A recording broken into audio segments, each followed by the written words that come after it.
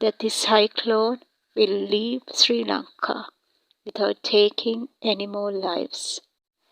Let your mighty hand push it away from our nation right now.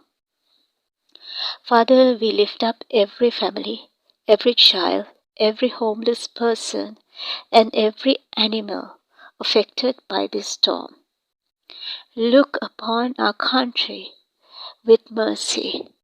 Forgive our sins. Heal this land, Lord Jesus. Like in the old days, how Abraham came before the Lord, we as Christians come before you, interceding for our country, Lord Jesus. When Sodom and Gomorrah was destroyed, Abraham interceded. Just like that, we as Christians, we are going to intercede for our nation, Lord Jesus.